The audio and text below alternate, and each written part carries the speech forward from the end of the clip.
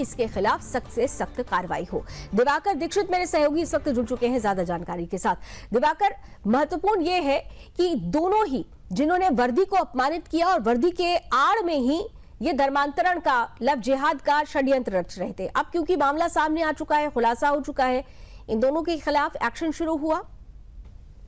देखिए लवनी, civil line थाना क्षेत्र का बहुत ही गंभीर मामला है। रिहाना जो कि अपने देवर से जो प्रताड़ित की जा रही है, अपने पति से भी प्रताड़ित की जा रही है। उसके पति और देवर मिलकर उससे कहते हैं कि जो आप कर सकते हो कर लो, हम तो ऐसे ही करेंगे और आपका साथ कोई भी नहीं देगा। हम वर्दी में हैं और वर्दी वालों का साथ सब कोई देता है।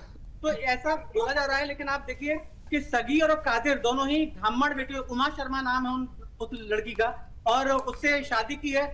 और उनका जो पति है वो भी यही बोल रहा है कि हम ब्राह्मण से ही शादी करके लाएंगे। तो आप देखिए कहीं ना कहीं हिंदू बहन बेटियों को लेकर ये समुदाय विशेष के लोग आ रहे हैं और ये जिहादियों का सोच है कि हम हिंदुओं से शादी करेंगे। और आप देखिए जो लव जिहाद के मामले जो बढ़ रहे हैं लगातार, वो इसी वजह से बढ़ रहे हैं। उनका कहना है कि अगर आप इस तरीके से हम जो आप लोग हमसे जो जबरदस्ती वो लोग कर रहे हैं समुदाय विशेष के लोग, जिसकी वजह से हिंदू बहन बेटियां कहीं ना कहीं झांसे में आ जाती हैं। और ऐसा ही हुआ उस ब्राह्मण परिवार के साथ जो कि कादिर के और सगीर के झांसे में आ गए और आज इसका खामियाजा पूरा परिवार भुगत रहा है। और मैं आपको बताऊं, योगी आदित्यनाथ से शिकायत की गई है। उनका कहना है कि योगी जी से गुहार लगा रहे हैं कि हमको इनसे बचाओ। और मैं आपको बताऊं, अभी कुछ देर पहले मेरी रिहाना से बात हुई है, तो रिहाना का कहना था कि आप मुझे न्याय दिलवाइए, मेरे बच्चे हैं, 3 बच्चे बताए जा रहे हैं उसके, और 3 बच्चों को वो कहां पर पढ़ाएगी, कैसे पढ़ाएगी, और उसका परिवार, उसका पति उसका साथ नहीं दे रहा है। तो 3 तलाक, जहां की उत्तर प्रदेश सरकार में साफ तौर पर मना किया गया कि 3 तलाक के कहीं भी कोई मायने नहीं निकलते, और आज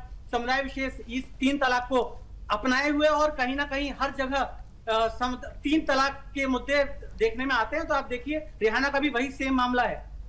बिल्कुल दिवाकर, यहाँ मामले एक नहीं बल्कि कई आरोप एक तरीके से कहें तो सलीम पर और कादिर पर लग रहे हैं। लेकिन मेरा सवाल ये है कि क्योंकि अब रिहाना सामने आ गई है, मुखरता के साथ उन्होंने ये खुलासा कर दिया है, तो क्या पुलिस महकमा अब एक्टिव हुआ है? इन दोनों के खिलाफ किसी तरीके का एक्शन शुरू हुआ है अभी?